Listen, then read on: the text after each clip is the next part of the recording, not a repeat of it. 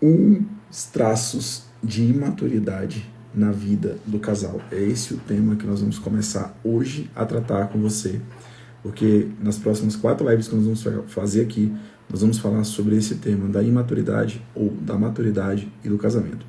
E para começar, nós vamos falar desses traços de imaturidade na vida do casal e como nós podemos reconhecê-los e, reconhecendo, começar a tratar. Porque, de fato, a imaturidade no casamento, ela vai limitando a vida dos dois e vai muitas vezes tornando ali situações que poderiam ser molas para o desenvolvimento, para a evolução, o crescimento do casal, se tornam situações como limites, né, como barreiras, quase que intransponíveis. E é sobre isso que a gente quer tratar. Seja muito bem-vindo, José. Deixa eu mandar aqui a live para os colegas que estão para chegar. Vamos conversar sobre essa questão muito importante, muito interessante, que é os traços de maturidade na vida do casal. Olá, Kaila, tudo bem?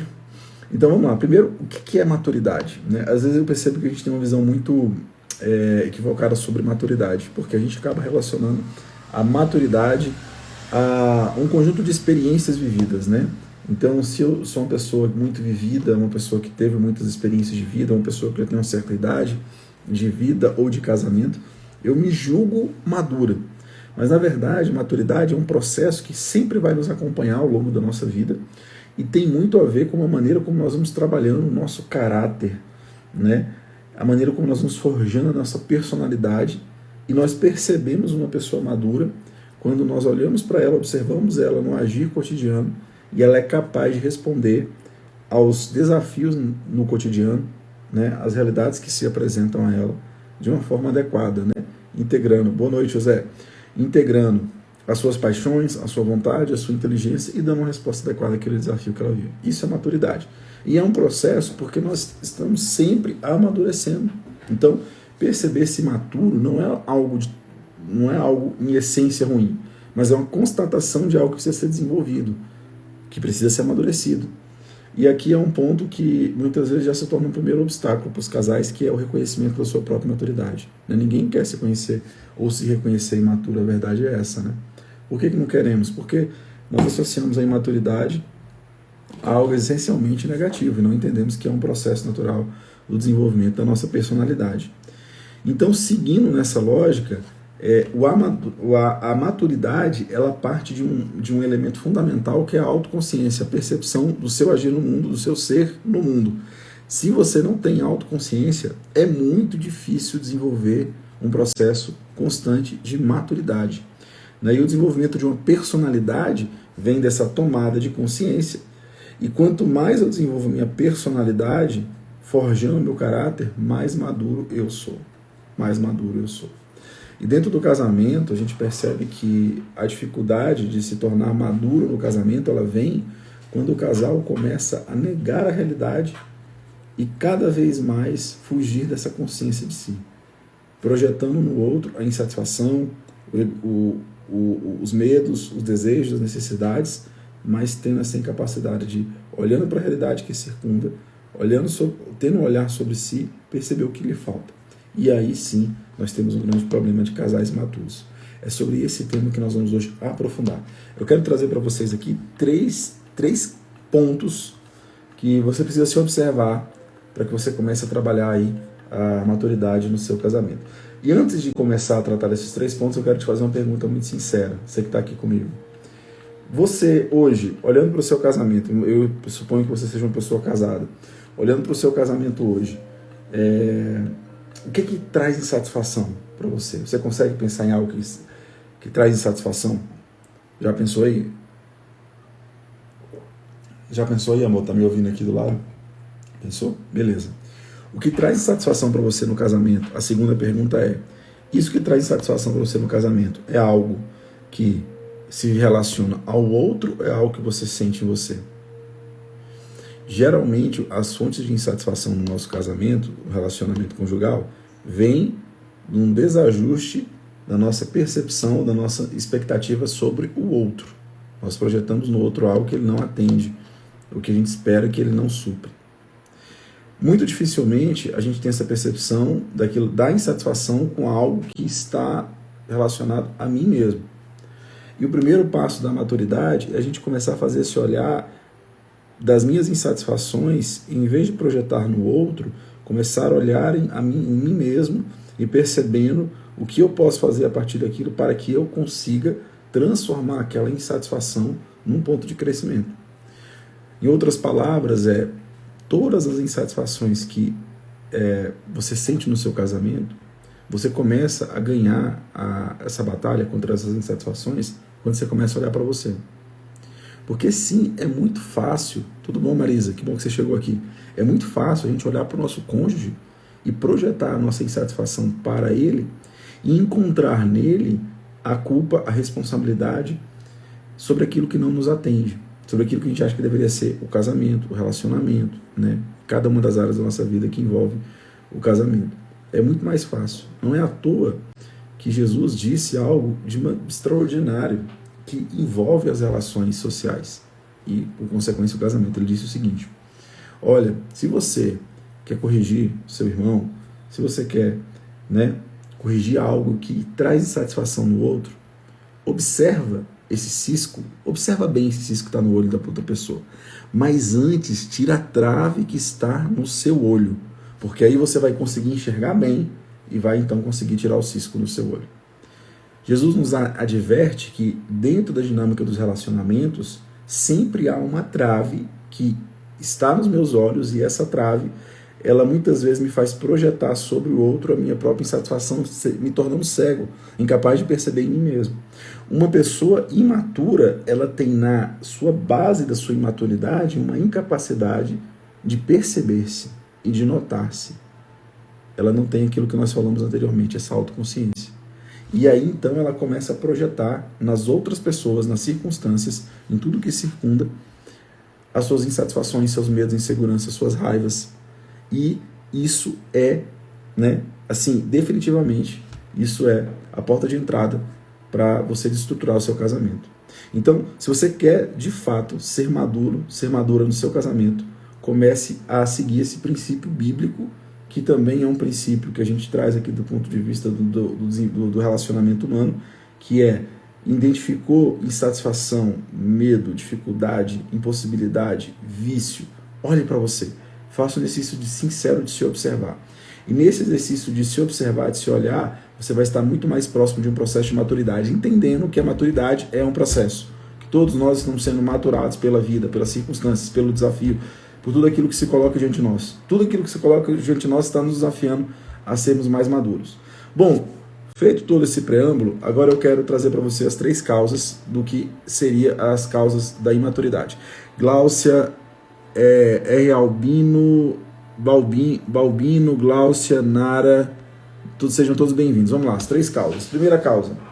Essa primeira causa, ela significa o seguinte: há uma fixação no momento anterior da minha vida que me torna incapaz de responder o presente, de maneira prática no casamento. O casal se casa, está ali, e um dos cônjuges, ou os dois, ainda estão fixados no momento anterior da sua vida. De que maneira? Muitas vezes ainda com posturas imaturas do tempo de namoro, das convivências de solteiro e da incapacidade de responder aos desafios daquele momento presente. Ah, mas isso acontece no início do casamento? Gente, não, isso não acontece só no início do casamento. Infelizmente, essa imaturidade, fixação no momento anterior da vida e a incapacidade de responder ao momento presente, ela vai se cristalizando ao longo dos anos, se a gente não trata, e vai tornando a pessoa incapaz de colocar o casamento, as prioridades do casal, a dinâmica do casal no lugar que deveria estar. Então a gente recebe aqui casais estruturados onde ambos têm uma vida paralela consolidada ao longo de 10, 15 anos de casado. E essa vida paralela é o refúgio deles para a imaturidade, para não se tornar maduro. Indo mais além, a fundo nessa questão da imaturidade, nessa fixação no momento anterior na minha vida, isso também não é só na dinâmica externa, relacional, onde eu quero ter uma vida de solteiro ainda, onde eu tenho muitas vezes meus apegos, as coisas que eu não quero abrir mão em função do casamento. Isso também tem uma dimensão emocional. E nessa dimensão emocional, eu fico preso ou presa numa expectativa de que o meu mundo emocional, meu mundo interior, seja sempre validado, reconhecido, respondido pelo outro. Sabe aquela coisa que sufoca o casamento, que a gente chama de dependência emocional? A dependência emocional vem dessa primeira causa. Eu estou sempre projetando no outro uma necessidade emocional que é muito frágil e ao mesmo tempo muito intensa. É frágil porque se o outro acorda de mau humor, ou se o outro não está disposto, o meu mundo se desestabiliza. Se o outro tem uma atitude ali, às vezes, grosseira, mal colocada, eu transformo meu casamento num inferno. Ou o casamento está muito bom, ou o casamento está muito ruim. É uma roda gigante emocional. Isso vem de um traço de maturidade. É uma vida afetiva instável, onde tudo gira em torno dos sentimentos e percepções da pessoa. Se o meu cônjuge está atendendo as minhas necessidades emocionais, o casamento é maravilha. Se ele não consegue atender e corresponder ao meu mundo interior, o meu casamento está à beira do divórcio. E tem pessoas que ficam oscilando por imaturidade, por incapacidade de perceber uma coisa que não é intuitiva, mas vejam bem, mas é preciso ser dita, que o seu cônjuge, ele não pode ser o centro da sua vida emocional. O seu cônjuge, ele complementa, ele dá sentido, ele dá vazão à sua vida emocional, mas a sua vida emocional ela tem que ter um centro, e esse centro vem da ordenação entre as suas paixões, entre a sua vontade e a sua inteligência. Porque se o seu cônjuge ele é um ser instável por natureza, o seu marido, a sua esposa, ele é um ser instável por natureza. Se ele for o centro da sua vida emocional, se para você estar bem ou você estar mal, depende do que ele faz ou do como ele age, você vai estar naturalmente instável e naturalmente imaturo. Isso aqui na vida real, prática do casamento, acontece assim, ó. O que você está pensando? Como que você tá, sabe? A pessoa está o tempo inteiro buscando validação, buscando projetar no outro a sua insatisfação, ela está o tempo inteiro precisando que o outro complete algo nela que parece aquele saco vazio que você joga coisa e o saco nunca preenche, aquele saco que tem um furo, né? O saco que a gente chama de saco roto, nunca preenche. E esse vazio interior que a pessoa sente, nunca sentir preenchida, porque não tem a quantidade de afeto, de presença, de cuidado, nada, a pessoa parece que quer engolir o outro, parece que, né, abrir a boca e engolir o outro assim para dentro, é uma profunda imaturidade, uma pessoa que ainda não conseguiu se centrar. E por isso que o tratamento, né, o cuidado que a gente tem terapêutico aqui, é de olhar nessas situações, falar para a pessoa o seguinte: olha, perceba que o seu marido e a sua esposa nunca vai completar a sua necessidade emocional. Ele não está ali para preencher esse buraco. Esse buraco que você tem aí é de uma desordem. É de uma desordem imatura, onde você não está conseguindo, né, se organizar interiormente e projetar tudo isso dentro do casamento. E aqui é onde entra muitas vezes os discursos vitimistas, a autorreferência, porque tem que ser tudo do meu jeito, a urgência de respostas afetivas, mágoas, ressentimentos e a percepção de que você casou com a pessoa errada. Eu casei com a pessoa errada porque ela não consegue me satisfazer, nós não somos compatíveis. Na verdade, se você parar para pensar bem, se você organiza o seu mundo interior, se você amadurece, você vai começar a colocar o outro no lugar que ele merece estar. E aí no lugar que ele está, você consegue perceber que é possível ter um casamento. Agora deixa eu trazer essa dimensão da imaturidade numa perspectiva bíblica, tá? Bíblica e teológica. Nós fomos criados por Deus com uma sede, uma ânsia interior que ela só pode ser saciada em Deus. Nós temos fome daquilo que não passa, daquilo que é eterno. E essa fome de eternidade, ela precisa ser muito bem reconhecida e vivida. Onde Deus é a fonte que sacia essa sede e essa fome. E eu sendo então saciado em Deus, eu consigo dar de mim mesmo, do meu interior, dar afeto, dar amor. Me permita trazer aqui a referência bíblica de João 7. Olha só o que Jesus disse. Bem-vindo, Mira, que bom que você está aqui. Jesus disse o seguinte: aquele que crê em mim, do seu interior jorrarão rios de água viva. Ou seja, a maturidade na vida conjugal, ela vem dessa ordenação das minhas paixões, da minha vontade, da minha inteligência, sendo que a minha inteligência, esse intelecto passivo, intelecto ativo, ele consegue, né, transcender a matéria, transcender as circunstâncias e se colocar diante de Deus num ato de fé e ali ser saciado nessa saciedade mais profunda que está ali, a necessidade de ser amado de uma maneira que só Deus pode amar. E quando eu me deixo ser amado dessa forma por Deus, a minha vida vai encontrando o eixo, as coisas vão se ordenando ao ponto que eu vou me tornando capaz de amar mesmo uma pessoa instável. Ou seja, quando eu vou me tornando maduro, um homem e uma mulher casado madura consegue amar o outro na sua instabilidade. Não, eu percebi que minha esposa hoje está passando por alguma dificuldade, está inquieta, está agitada, está nervosa.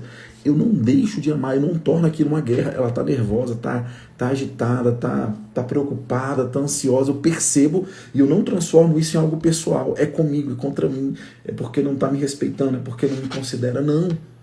Eu sou capaz de amar o outro, inclusive na sua fragilidade, na sua miséria, na sua inconsistência, porque eu entendi o que é o amor e eu estou conectado a essa fonte de amor e me torno então maduro, capaz de amar além da limitação do outro, porque o outro deixa de ser o centro, ele não é o centro dos meus afetos. Na verdade, ele é para quem eu destino os meus afetos, para quem eu dou, né, o amor que está dentro de mim. E esse amor maduro, ele tem uma capacidade de ordenar o outro. Veja que quando um dos cônjuges consistentemente consegue amar de forma madura, gente, isso aqui não é óbvio. Amar de forma madura é dar sem ter aquele imediatismo de receber algo em troca. Uma pessoa que consegue amar de maneira madura, ela consegue amar sem o imediatismo de querer que o outro responda de maneira, né, da mesma proporção e na velocidade. Vai ficar gravado, preciso ouvir novamente. Vai ficar gravado, com a graça de Deus. Às vezes o Instagram dá algum problema, mas eu espero que fique gravado. E obrigado por dizer que você está apreciando. Podem mandar, gente, perguntas. Seria muito bom interagir com vocês. A Jaque está aqui do lado, colocando o Samuelzinho para dormir, era para estar aqui também. Então, se vocês puderem mandar perguntas ou comentar, vai ficar melhor ainda. Mas então, voltando ao que eu estava dizendo, a gente precisa ter essa disposição para amar o outro sem essa exigência brutal de querer ser correspondido ou de maneira imediata da mesma forma. Aí você pode dizer, Anderson, mas e se o outro nunca for capaz de corresponder? Gente, vamos lá. Numa dinâmica de pessoas saudáveis, normal, se você se dispõe a amar o outro de maneira generosa, ordenada e madura, esse movimento de amor vai movimentando o outro e vai ordenando o outro também. Vai ordenando o outro também. Esse é o processo que a gente espera. Mas entenda que a desordem do outro não pode te desordenar, não pode tirar o seu eixo. Você não pode usar como justificativa para não amar de maneira madura o fato de o outro não ser capaz de amar. E qual é o limite para isso, Anderson? Bem, o limite, eu não me sinto capaz de colocar limite no amor. Eu não me sinto capaz. Eu só sei dizer para você uma coisa, que infelizmente as pessoas não se casam com essa reflexão de que o casamento, em última instância, é um processo de doação, de sacrifício, de entregar a sua própria vida. O limite quem vai dizer é você. Qual o limite que tem? Às vezes, casais estão numa situação tão grave de imaturidade, de sofrimento, de briga, que às vezes, para que aquele casal volte a se conectar, é preciso que haja um recomeço. Então, talvez o seu casamento hoje precise desse recomeço. Mas esse recomeço sempre deveria ser um recomeço pautado no amor. Então, quem dá o limite é você. Mas que esse limite seja colocado pelo amor, porque se for pautado pelo amor, esse limite vai se estendendo, vai se estendendo, vai se estendendo, vai se estendendo. Isa, é muito difícil esse processo de amar sem esperar nada. De fato, é desafiador. Mas quando a gente começa a amar dessa forma, tendo essa longanimidade e essa benignidade, o nosso coração, o nosso peito começa a ser preenchido pela própria experiência do amor. E isso é aquilo que transforma. Existe uma coisa no amor que a gente não entende, é que o amor é de fato aquilo que transforma o homem. O que transforma o teu marido, a tua esposa, não é a força do teu braço, a tua raiva, a tua ira, né? A tua luta de querer confrontar, de querer bater, de querer de frente, de querer humilhar, xingar, não sei, não é isso. O que transforma um homem, o que transforma uma mulher é a força do amor. Aqui em casa, nas nossas lutas, que não são poucas, quando eu e a Jaque escolhemos por amar, a gente vence. quando a gente escolhe usar de outros, né, os subterfúgios da raiva, do julgamento, da briga e do desrespeito, quando a gente foi por esse caminho, a gente perdeu.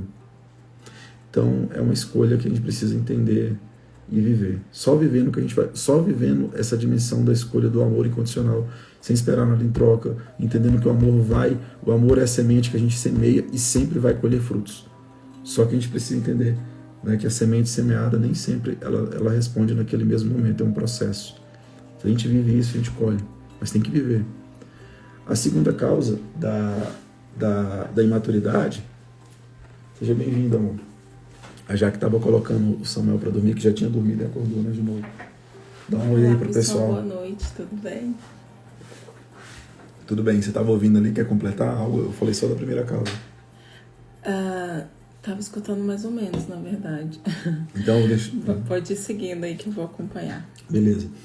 Eu estava dizendo aqui no finalzinho que todas as vezes que nós escolhemos o nosso casamento amar, diante daquelas dificuldades, escolher amar, nós vencemos. E nas vezes que nós não escolhemos amar, que a gente agiu de uma maneira egoísta, né, um contra o outro, os dois perdem, né?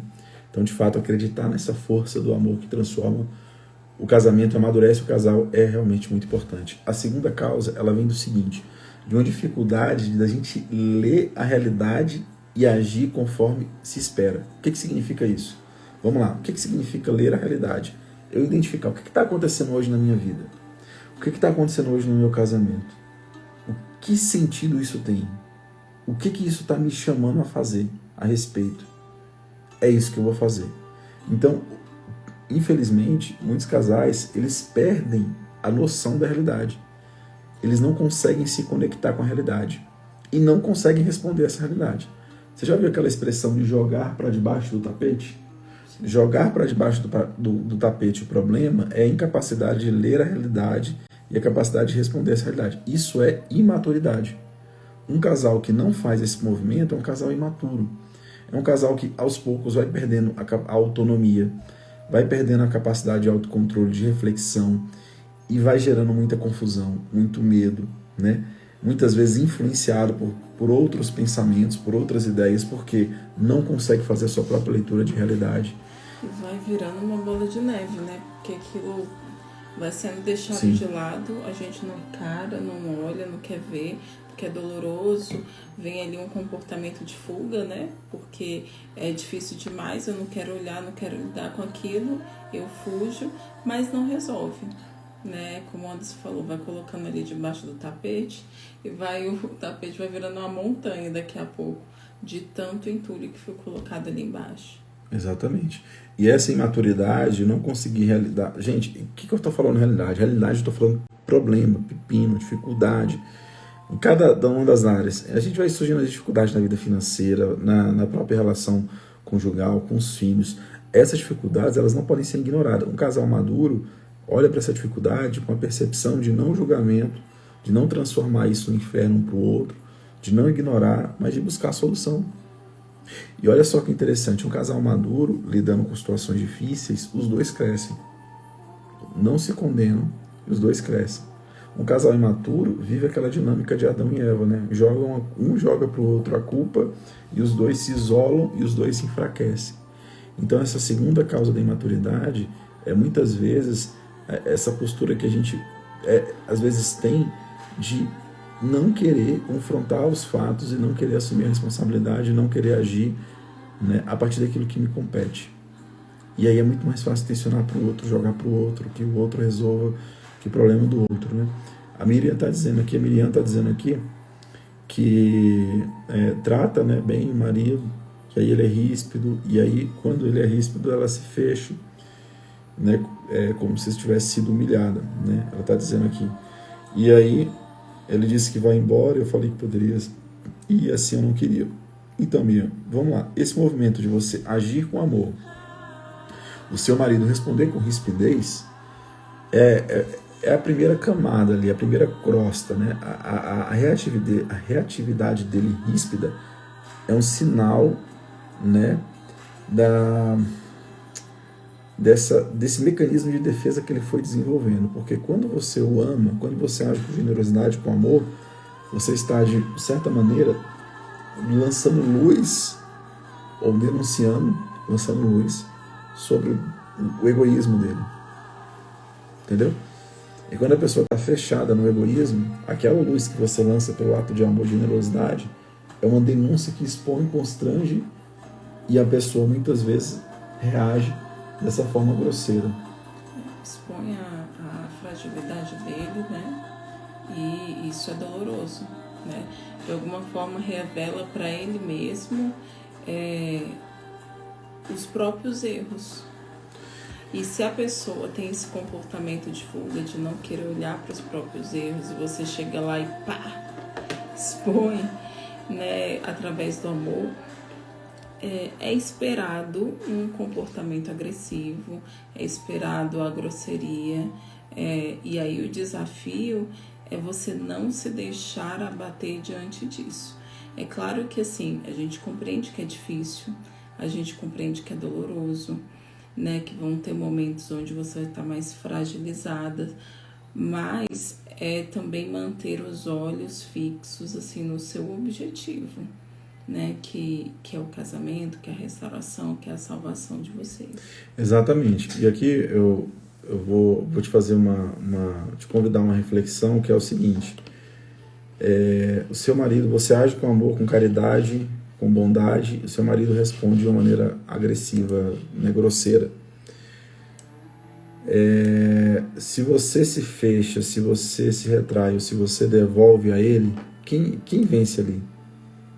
Nenhum dos dois vence, né? O egoísmo, a grosseria vence. Se você permanece agindo dessa forma, consciente de que esse é o comportamento que você quer e espera para o seu casamento, essa postura que você deseja, se você continua fazendo esse ato de amor, progressivamente, essa posição reativa e defensiva dele vai baixando a guarda, vai se tornando uma posição de quem reconhece, mesmo que ele não reconheça na sua presença. Mesmo que ele olhe para você e ainda não seja capaz, porque não quer dar o braço a torcer, porque é muito orgulhoso, mas acredite, o amor em prática é capaz de vencer o mais alto nível de egoísmo, de orgulho. E outra coisa, tudo isso que você está semeando agora entre lágrimas, com suor, com sacrifício, o teu amor, da tua doação, no coração do teu marido, e ele está agindo dessa forma, tudo isso que você está semeando, sendo semeado com fé, com essa generosidade, né, vai voltar para você com frutos. Pode ser que seu marido não seja capaz de responder, mas quem ama sempre se lapida, sempre cresce. Volta com frutos para a gente. O amor sempre devolve os seus frutos, né? A semente do amor sempre devolve os seus frutos. O único ponto que eu colocaria para você aqui de reflexão é: qual é o limite? Né, de você entender até onde você consegue ir, se essa relação se torna uma relação de agressividade, desrespeito, que vocês não conseguem mais conviver na mesma casa sem estar nessa dinâmica. Aí você precisa considerar e pensar: como é que eu posso continuar amando esse homem, preservando o nosso relacionamento?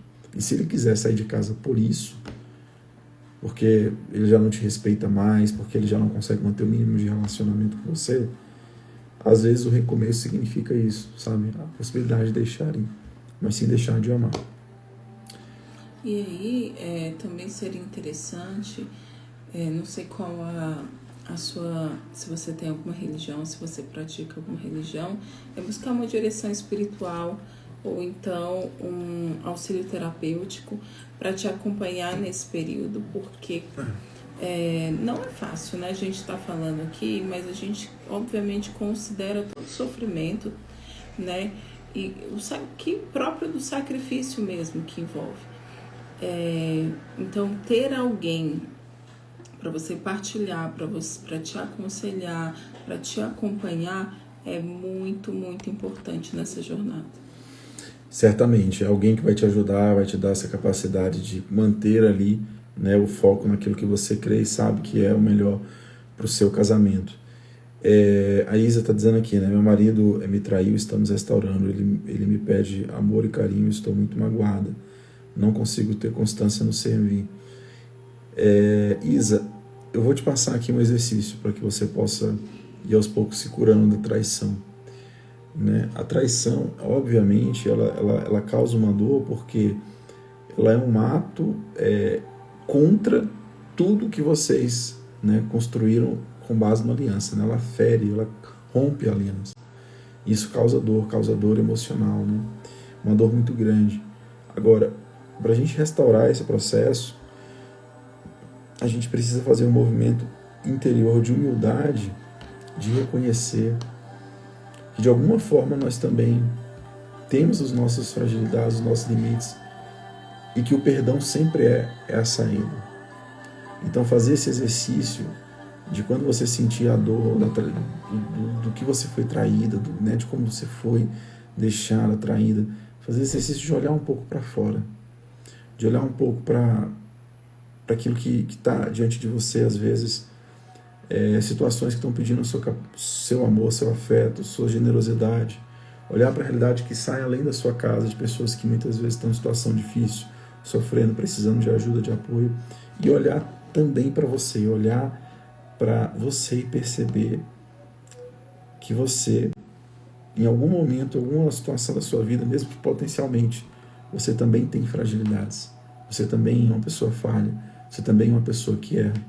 Então, quando a gente olha para isso, a gente começa a enxergar a possibilidade do perdão. Em última instância, olhar para aquele que foi santo, puro, perfeito e assumiu toda a iniquidade do mundo.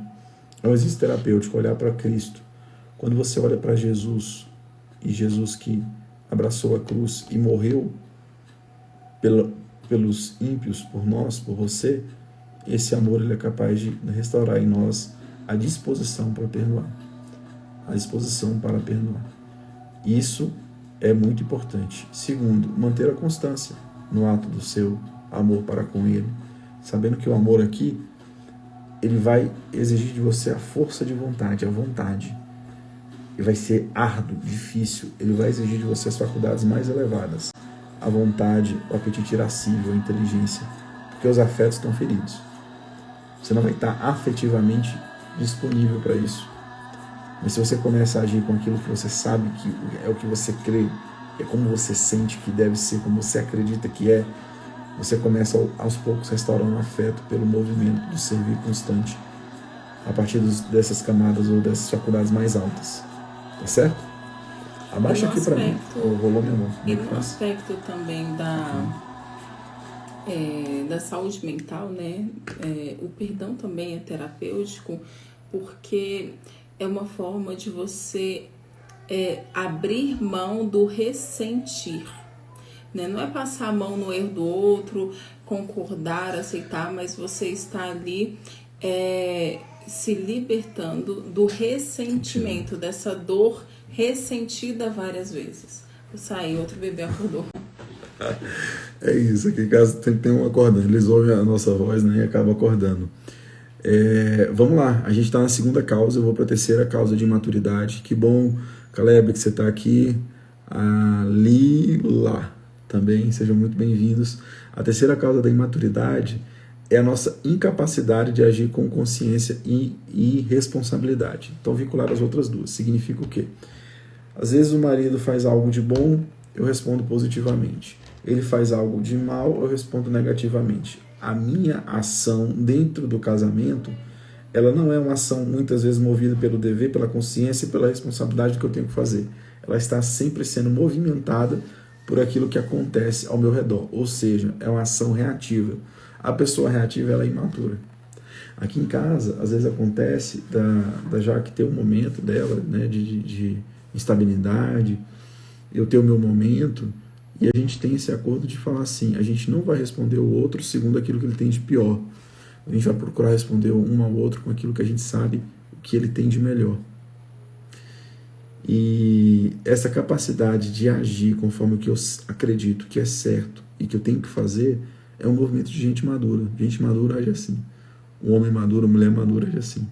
Então, a observar o quão reativo você está sendo no seu casamento, essa reatividade, quero dizer, é um agir condicional. Eu só faço se eu recebo exatamente conforme eu imagino que deve ser. Tem gente que condiciona até a própria vida sexual dentro do casamento. Então, usa, né, abstinência sexual para maltratar, para punir o outro, o cônjuge, porque só vai ter a relação sexual se agir conforme o que eu espero. Isso é de uma imaturidade muito grande, né?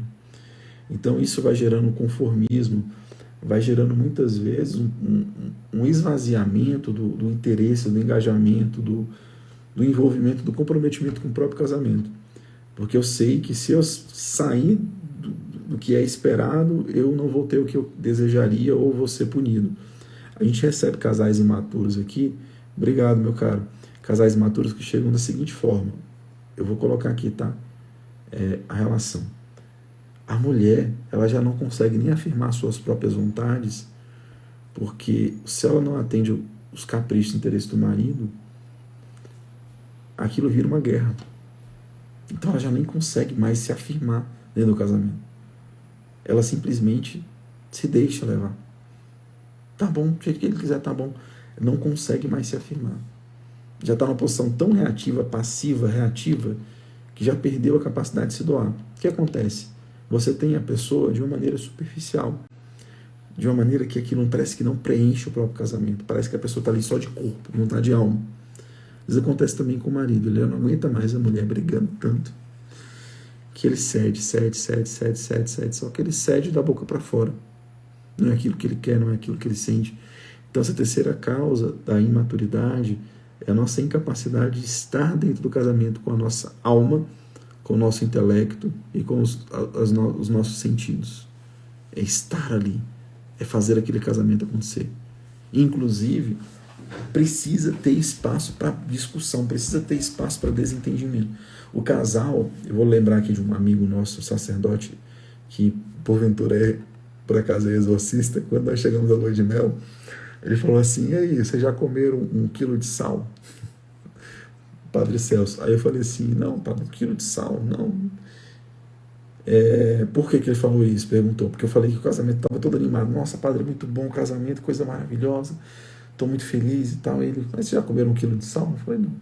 Ele, então espera, come primeiro 1 quilo de sal e depois você vai entender o que é o casamento.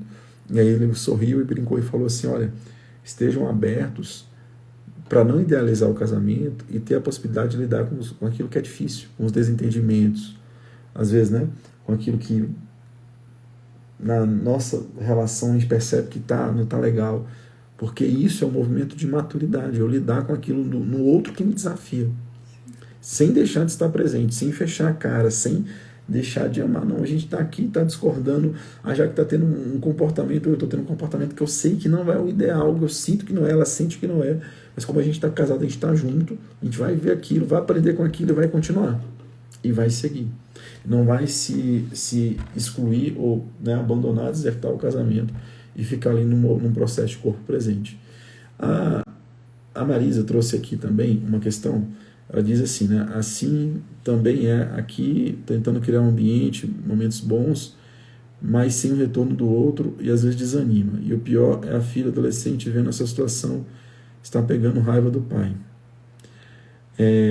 Marisa, essa questão que realmente é difícil, né? A gente amar e corresponder a alguém que parece que não está ali na mesma, né, sintonia, mas dá à sua filha dá sentido para isso, dá para ela compreensão de que aquilo que o seu marido hoje faz não determina quem ele é, ou aquilo que ele não faz não determina quem ele é, né? Começa a trazer esse amor concreto e evitar mesmo transformar isso em chateação, murmuração, reclamação, principalmente na frente dela. Mostra para ela, e eu sei que você faz isso, imagino, né, acredito, o valor que ele tem. E aos poucos, né, esse processo ele vai trazendo o homem para a realidade, ele vai instalando o homem na realidade. Entenda que nada disso é exatamente sobre você, é muito mais sobre ele. É muito mais alguém que está ali com o coração de pedra, né, sofrido, né, e não está conseguindo corresponder, não está conseguindo responder ao estímulo que você está dando, mas é esse estímulo constante que vai dar a possibilidade dele se encontrar, se conectar, se instalar na realidade e poder voltar a viver o casamento e a relação com você, com a sua filha, de uma maneira que, né, uma maneira mais leve e uma maneira que contemple o amor que vocês merecem. E eu acho que é um exercício contínuo, assim, de tanto para você como para sua filha e até mesmo para o seu marido. Porque quando você vai fazendo exercício de enxergá-lo para além dos erros dele, mostrar para sua filha as qualidades, quem o seu marido é, quem o pai dela é, para além dos defeitos dele, isso também vai ensiná-lo, educá-lo, despertá-lo para quem ele é, para além das limitações que provavelmente ele enxerga. Se ele não enxerga, mas pelo menos, se ele não enxerga essas limitações, pelo menos ele vai conseguir se enxergar a partir dos seus olhos. E a sua visão sobre o seu marido é uma visão privilegiada, uma visão inspirada por Deus, né, que o ajuda a entender, a conhecer quem ele é. E um exercício muito bom para essa situação que você e a Miriam trouxe é o exercício da gente fazer o processo de afirmação. Então, em vez de colocar como vamos dizer assim, uma perspectiva negativa ou de cobrança, que às vezes a gente não cobra, mas a pessoa ouve como cobrança, né? Então, fazer um exercício de afirmação, de afirmar o que ele é, de afirmar o que você sente por ele, de afirmar como é bom estar ao lado dele, de afirmar, né, amor? Sim. Esse exercício de afirmação, ele traz ele é muito sutil, porque a pessoa, ele sente a lacuna entre aquilo que você está afirmando e aquilo que ele é. Isso dói, entende? Mas essa dor faz ele refletir. É diferente de eu chegar aqui, por exemplo, a Jaqueline e falar assim, eu esperava que você fosse dessa forma. Isso soa muito como uma cobrança. Agora, é diferente de eu falar assim, amor, eu amo, né? Foi muito bom esse momento que a gente teve junto, porque nesse momento, né, foi assim, foi assado. A Jaque que é especialista em fazer isso, né? Então eu tenho até dificuldade, mas ela que tem a facilidade. É de afirmar. Amor, é muito bom estar com você. Amor, porque quando a gente começa a fazer esse movimento de afirmação do que o outro é, da importância que ele tem para você, da validação da presença dele e da relação, a pessoa que está nesse processo de isolamento, de fechamento, de resistência, ela começa a encontrar ali, nas palavras, no olhar, no toque, na presença, no afeto, ela começa a encontrar um caminho para voltar. Pode ser que inicialmente tenha até uma rejeição da parte do outro quando ele escuta, né? Porque vem palavras assim de amor, de afirmação, de acolhimento, de admiração, pode vir, dependendo da forma como ele se enxerga, pode vir até uma rejeição. Mas isso não deve te desmotivar. Como é que seria essa rejeição? Dele achar, não, Marisa tá falando demais, tá querendo encher minha bola, não é assim, eu não sou assim.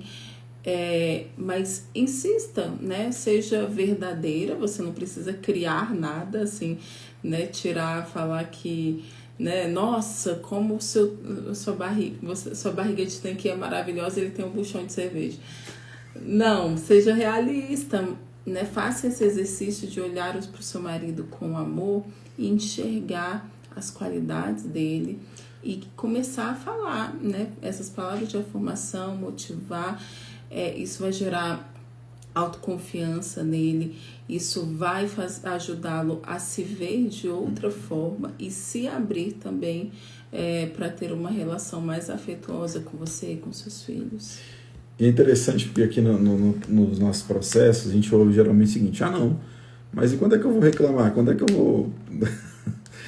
e eu vou ficar só fazendo, amando, servindo, fazendo bem, e quando é que eu vou soltar os cachorros? Eu geralmente devolvo com pergunta, tá? A pergunta é assim, e qual o resultado que você tem tido soltando os cachorros dentro do seu casamento? Geralmente não é bom, mas tem forma de soltar um cachorro. Porque para a gente fechar a live, eu quero, né, falar para você do que a gente chama de barraco pedagógico, né? Nós e o nosso barraco pedagógico, que pode ser chamado também de barraco terapêutico.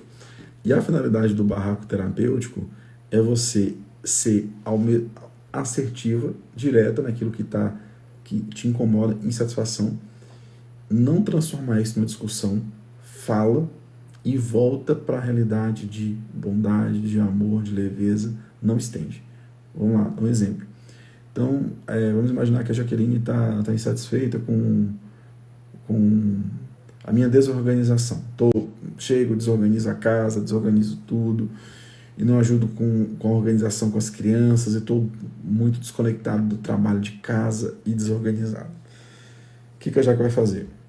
Se ela for me confrontar e brigar, e exigir e reclamar, pode ser que eu não responda da forma como ela esperava. Pode ser que se torne uma briga muito maior. Então ela continua ali, agindo com amor, com leveza, né? Quebrando ali na bondade, no amor dela. E em determinado momento ela chega e me chama, vem cá, vou dizer para você uma coisa, está acontecendo isso, fato. Você chega, deixa as coisas bagunçadas, não me ajuda no banho dos meninos, não faz isso, não acontece isso. Eu fico sobrecarregada, estou cansada, isso não pode continuar assim. Eu espero que a partir de amanhã você chegue e coloque as coisas no lugar. Eu vou deixar as crianças a responsabilidade de tomar banho aqui, dar o banho e ficar contigo. E eu quero que seja dessa forma porque eu não estou conseguindo. E eu preciso de você. Ponto. Não entra em questionamento, não transforma em discussão. Se ele quiser falar, você ouve, mas você sabe que eu pedi, eu já expliquei, agora está com você. E volta. Volta a tranquilidade. Se ele ficar reclamando, criticando, não entra, volta. Como se nada tivesse acontecido. Volta, tranquilo. Precisou de novo? Chama no canto e fala. De maneira enérgica, assertiva e não prolonga. Por quê? Quando você faz isso, ele pode ter até aquele movimento de, naquele momento, resistir e ficar... Mas depois ele vai pensar, pô, tem razão, estou chegando, estou desanimado, estou bagunçado, estou desorganizado. Deixa eu fazer uma coisa. Deixa eu agir. Por quê? Vai lá. E colocar um acréscimo. Acréscimo. No barraco pedagógico, terapêutico, é você iniciar esse barraco, essa fala, colocando também como você se sente. Porque muitas vezes o outro nos fere, nos ofende, mas sem saber, sem ter dimensão. E quando ele percebe que aquela atitude de alguma forma está te ferindo, aquilo faz ele pensar duas vezes. Sim. Então, se você começa esse barraco, olha, estou me sentindo muito, muito cansada, estressada, eu choro, né, por tudo, eu me sinto assim, estou me sentindo assim, assado, porque ou quando isso acontece. E eu quero sua ajuda, como o Anderson falou. Isso gera empatia no outro. Quando você começa falando de como você se sente, isso gera empatia no outro. E pode ser que isso ajude seu marido a sabe, despertar e perceber, opa, eu estou ferindo uma pessoa que eu amo. E qual é a sacada aqui também? Ai, meu Deus, qual é a sacada aqui também? É você nunca ofender a identidade do seu marido ou da sua esposa. Ou seja, você nunca falar assim, você é desorganizada, você é, sei lá, preguiçosa, preguiçoso. Porque quando eu vou na identidade do outro, eu naturalmente crio uma resistência, uma barreira para aquilo que eu quero resolver. Eu não resolvo. Eu crio um conflito, crio um confronto.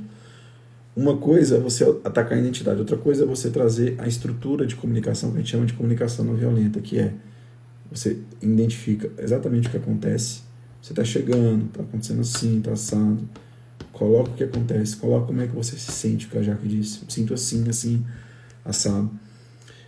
Fala qual é a sua necessidade, eu preciso que isso seja organizado, e faz o pedido. Quando você faz isso, a pessoa pode questionar, pode ficar incomodada, mas ela não vai ter como falar que você ofendeu, que você desrespeitou. Porque você trouxe algo que exatamente está conectado à realidade, ou seja, está trazendo ela para a maturidade, você está dizendo exatamente o que você espera, como você se sente. Né? E quando ele fala que foi criado assim e não tem como fazer e tal. Bom, esse é um movimento de quem é imaturo, né? de quem está muito preso a referências, né? A gente falava isso, né? A influência dos pais, a influência da criação, a influência de amigos. Uma pessoa que está muito imatura e presa muito a influências, né? Você pode falar para ela, tudo bem, você nasceu assim, mas como é que a gente pode fazer diferente? Como é que a gente pode aprender? Você traz forma de perguntas e vai desafiando na perspectiva positiva e vai entregando. Porque uma coisa maravilhosa do casamento é que o casamento ele nos dá a oportunidade de nós nos transformarmos daquilo que nós chegamos até o momento do casamento. O casamento é para nós um processo extraordinário de evolução, transformação, crescimento. Gente, que graça teria se o casamento fosse lugar só para a gente continuar sendo o que a gente sempre foi? Não faria o mínimo sentido. Então o casamento ele nos amadurece, nos desafia, faz ter comportamentos novos, aprender novas habilidades, crescer, prosperar, desenvolver. Para isso que o casamento serve. É para a gente dar a vida um pelo outro e esse dar a vida nos transforma. Então se o seu marido está nessa posição ainda fechada, né, reativa e imatura, não permita que você entre na mesma lógica dele. O problema que a gente recebe aqui é que um imaturo transforma dois imaturos, né? E na verdade tinha que ser o contrário. O maduro transforma dois maduros. Não transformar a imaturidade do seu marido em justificativa para que você age de uma forma imatura também. Tenho essa dificuldade de falar algo que me incomodou, pois simplesmente ele vira a cara, não fala, e se eu não voltar a falar, e fica assim. Aí no caso é isso, mas é fazer essa estrutura da comunicação não violenta sendo objetiva. Aconteceu isso me fez sentir assim, eu preciso que seja dessa forma, e eu gostaria que você fizesse assim. Comece a treinar, tá? O problema também é que as pessoas querem resolver um casamento de muitos anos e não treinam um comportamento que precisa ser reafirmado durante um tempo.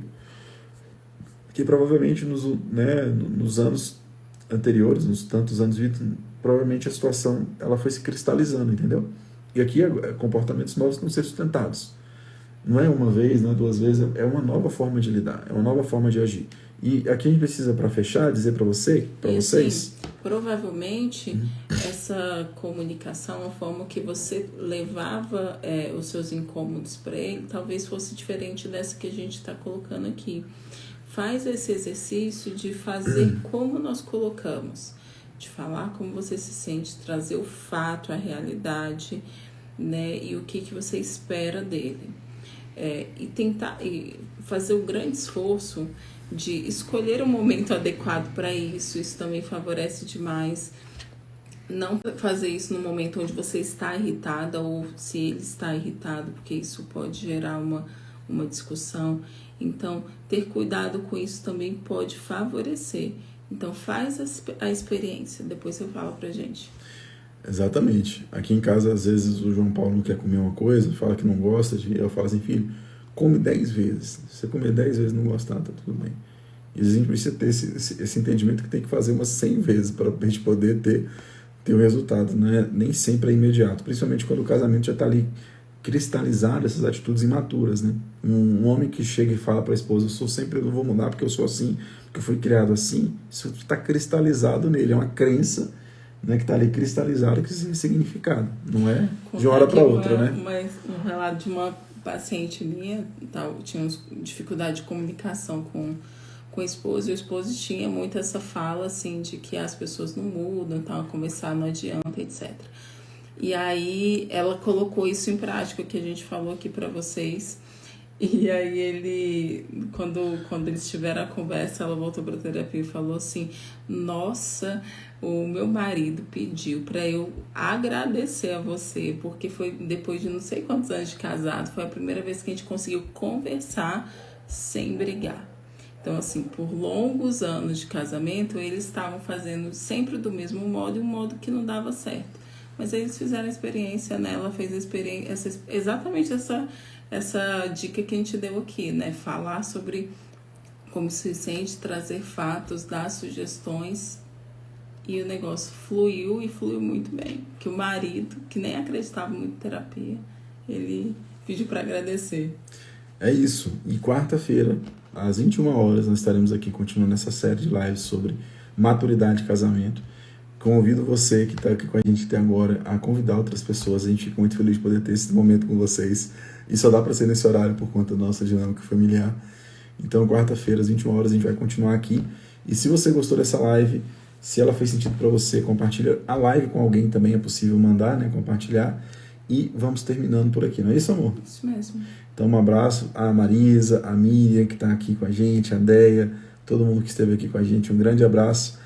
A Kayla, que legal ter você aqui também com a gente. Um grande abraço e até quarta, 21 horas. Tchau, tchau. Boa noite. Boa noite.